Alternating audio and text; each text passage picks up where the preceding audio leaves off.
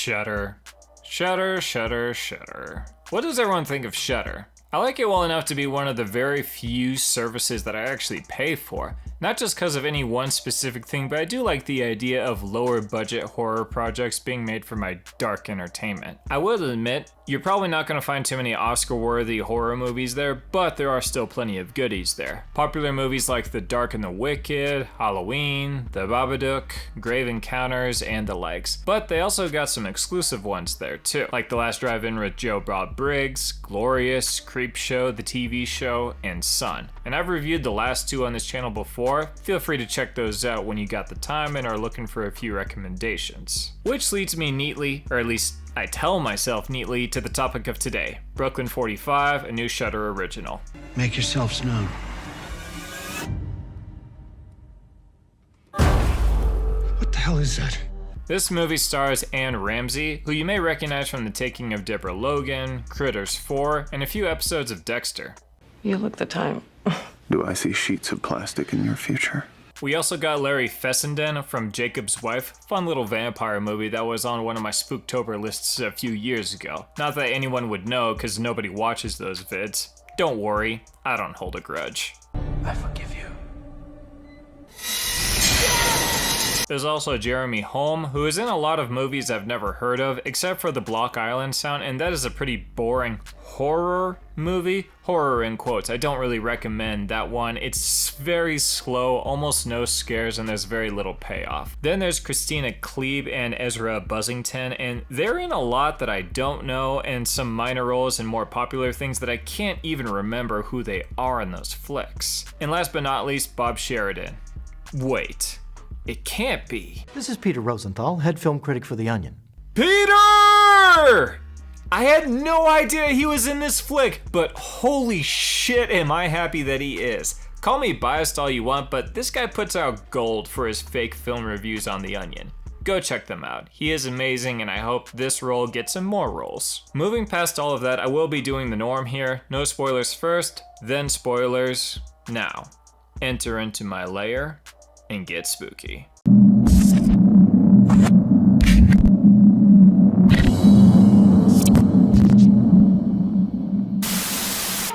So Brooklyn 45 on Google is considered a horror drama, on Rotten Tomatoes it's a history drama, and on IMDb it's a drama history horror. So how would I categorize it? I'm sure none of you are asking.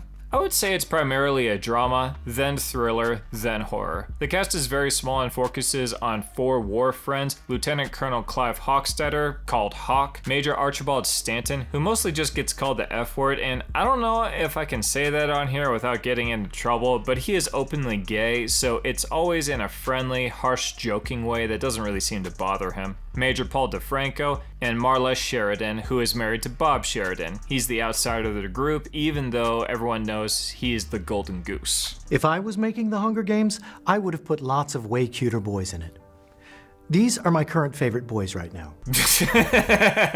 So everyone gathers together at Hawk's place at his request. He has been going through a lot with the recent passing of his wife, and he has a favor that he wants to ask everyone. The war may have recently ended, but all of our characters are still fighting battles, and that's as far as I'll go. So let's dig a little deeper and see what we're working with. The acting in this movie is done really well. For the most part, everyone is good at communicating their points of view, their problems, their emotions, and the whatnot. Dialogue-wise, I feel like DeFranco could have been more on the duty side. A lot of his motivations for what he does in the movie don't seem to really reflect a much more personal motivation that could have been easily the overwhelming focus, and because of it, he is definitely the least popular of the bunch. Marla does a great job at being the more reasonable one and definitely the most intelligent person in the room.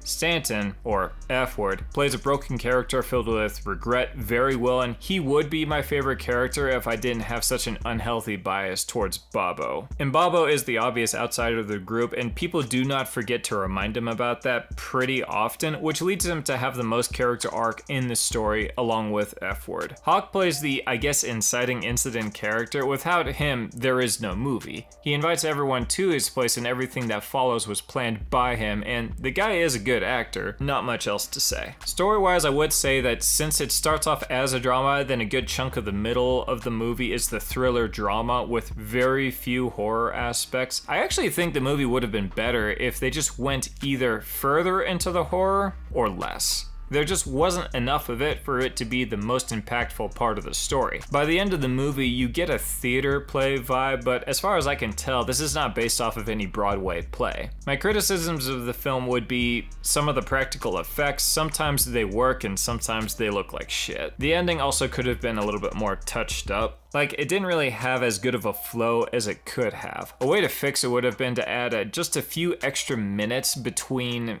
key scenes or just changing the outcome just a smidge.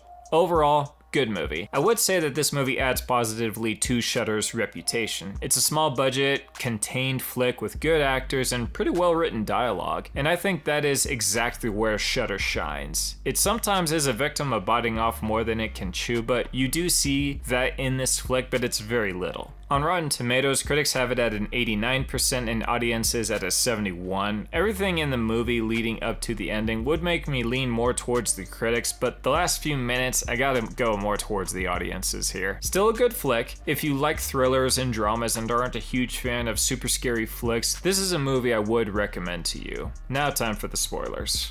Showtime! The movie opens up with Bob and Marla parking in front of a home. Stanton, or F-word, meets them outside. Marla is super close with him and Bob is much more reserved. When enough distance has passed between them, Marla asks what's up with him. Bob goes, he's a war criminal, but Marla does not believe the accusations. They all go inside and meet the rest of the group, Hawk and DeFranco. DeFranco greets our F-word friend like a real old-time buddy and takes every chance he can get to call him the F-word, but he takes it on the chin like a champ. Phrasing! For the entire intro, everyone has been making little jabs at Bob, and Marla keeps defending him because he is the only one in the group that didn't serve in the military. The movie takes place in 1945, which was the year World War II ended, so the conflict and its consequences are still pretty fresh on people's minds. They all gather together and Hawk breaks down that his wife passed 6 weeks ago. The way he words it definitely gives off the impression that it wasn't natural causes. She even thought their German neighbors were Nazi spies, but no one believed her. He started reading psychology and then that led to supernatural stuff, and that's why they're all here. Hawk requests that they all join in a seance. Everyone responds pretty much the same way. Fuck that. But he goes on saying that a local priest said that his wife was in hell because she axed herself, and Hawk understandably lost his shit when he heard this, and that convinces everyone to entertain the idea of the seance.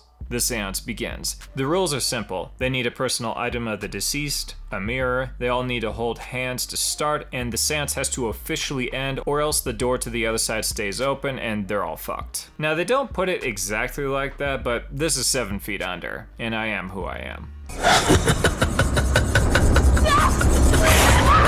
The seance begins, and it turns supernatural pretty quickly. Door banging, items moving, candles going out, and we even see a ghost hand appear and Hawk vomits up white goo. Seems to be a recent trend. They also did white goo for the Evil Dead Rise. But we see a clear ghost hand appear. We even hear voices, but Hawk breaks the circle without ending the seance. Uh-oh.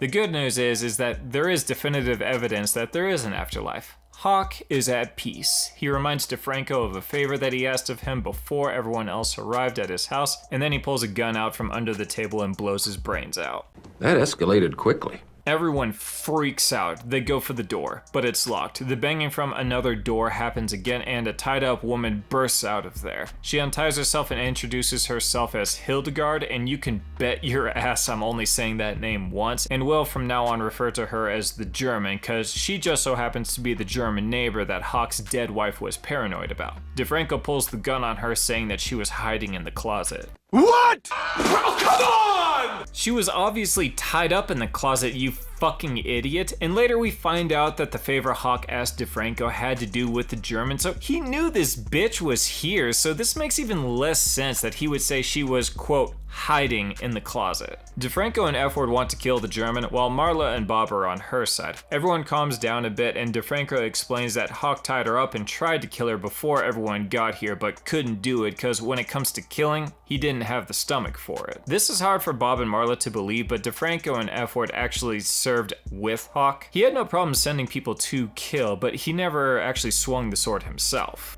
The man who passes the sentence should swing the sword. The whole time everyone is arguing about what to do. The German is awfully composed. It was at this moment I actually did believe that the German could be a spy and that Hawk's wife was not just a total nut bar. DeFranco and F-Word really get into each other because DeFranco wants to kill the German, but F-Word has the gun, so DeFranco gives him an ultimatum. Either we kill the German or I won't lie for you at your war crime trial. Oh shit, F-Word really was a war criminal? He tells the story of what happened. There were snipers on top of the building and Hawk sent him in to take care of it, but he had to clear the floor, so he hucks a built-in of grenades and just levels the place. But it ended up killing 56 kids.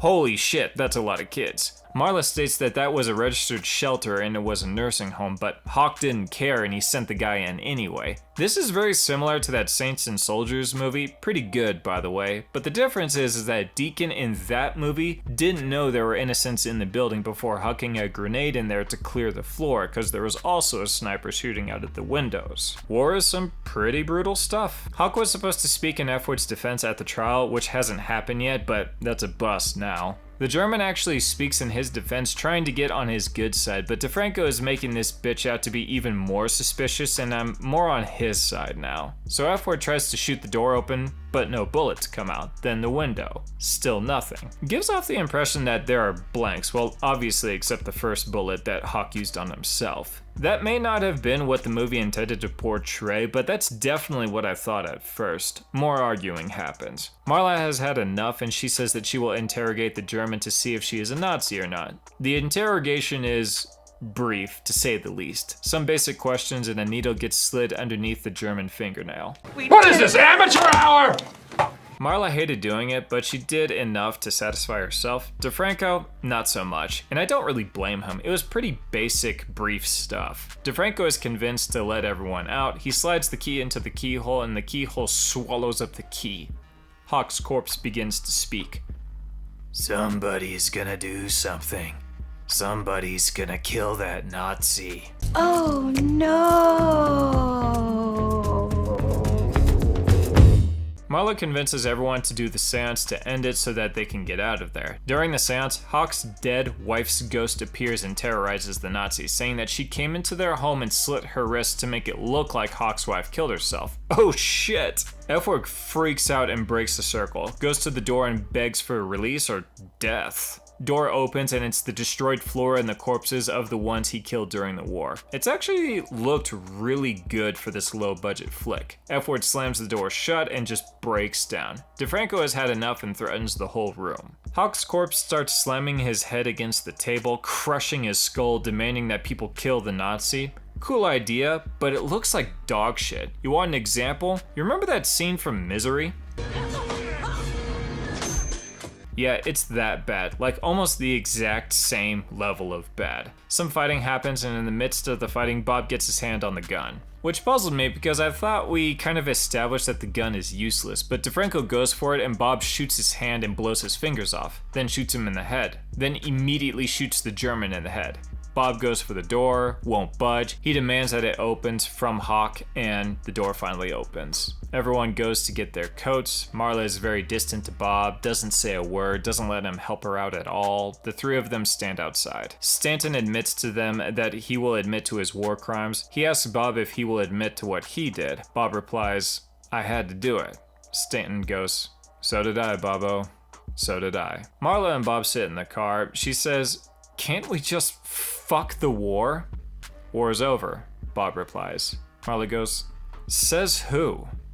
And the movie ends. I gotta say, that ending felt more like a theatrical play ending rather than a movie ending. Overall, I did like it, but now that I've broken down the whole movie, I'll address more in detail what I liked and didn't like. Marla stands out as the smartest and most composed character in the group. Her character is solid and pretty consistent. I do, however, wish they went more into her treatment of the German, because I was more interested in the drama and the psychological aspect of the film rather than the supernatural part, surprisingly. I would have liked a scene which leads to or expands on why she went pretty light on the German with the interrogation. Bob is another great character. He seems to be the one with the most significant character arc. He starts off being picked on and slowly stands up for himself more and more, and eventually is the one that frees everyone in the end. However, that ending was a bit rushed. Bob being so quick to kill the German didn't make sense. He took the gun to make DeFranco stop from killing the German, but the second DeFranco is dead, Bob shoots the German. Why didn't he just kill the German? A more impactful moment would have been DeFranco trying to kill Bob for defending the German, and then Bob kills him in self-defense,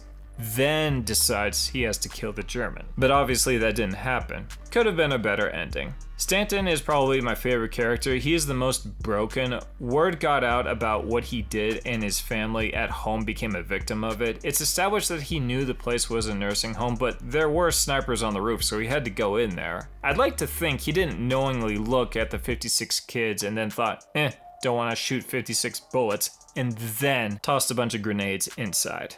More than likely, he knew there could be innocent lives in there, but still decided to toss grenades and level the place, and then found out how many innocents were killed. He was following orders, but he is still accountable for what he did. It definitely broke him. He had first wanted to kill the German and definitely didn't like her, but he had the gun for most of the movie and refused to kill her. So he still had plenty of redeemable qualities. DeFranco is your classic loyal to a fault kind of friend. There was never a moment he ever turned against or said anything bad about Hawk. People kept saying Hawk lost it or his wife lost it, but DeFranco never let that shit slide, even though he was clearly not saying what was right in front of him, and it was kind of annoying.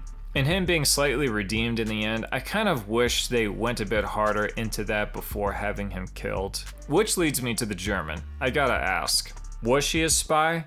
Based off the information in the film, I would say, yes, she was. Think about it. It makes sense that the spirits would act the same way as they were during their lives. It's pretty standard spirit stuff. Hawk's wife was crazy and thought she was a spy, sure, but it was never suggested in the film that her suicide was fishy or anything like that. Now, if she thought the German was a spy based off of nothing and ended up killing herself, then that would just make her crazy. But if her ghost says the German made her slit her wrist to make it look like a suicide and it wasn't, that would mean the ghost is a liar, not crazy. They're not the same thing. And going off of the information the movie gave us, there is nothing to suggest that the ghost can or would lie. The fake suicide was never brought up. Hawk believed until his very last breath that his wife killed herself. But he believed that she didn't make up that the German was a spy, and therefore, because no one believed her, that is what caused his wife to lose her mind. Hawk had very minor screen time, even though he is the cause of the entire movie. He did good and I liked everything he had a part in, except for the green-skinned practical effect head part. So a few edits could have made this movie an easy 8, maybe even 8.5 out of 10. But I'm gonna keep it at a 7, 7.5 because some of the most important moments of the story were where I noticed the most cracks. I'll admit, when I first saw the ghost hand at the seance, I got a Disney's Haunted Mansion vibe, and I was like, ugh, this is gonna be the tone for the rest of the movie. But then when Hawk shot himself, I was relieved because it turned out to be a very different kind of movie. Thanks for watching, stay spooky.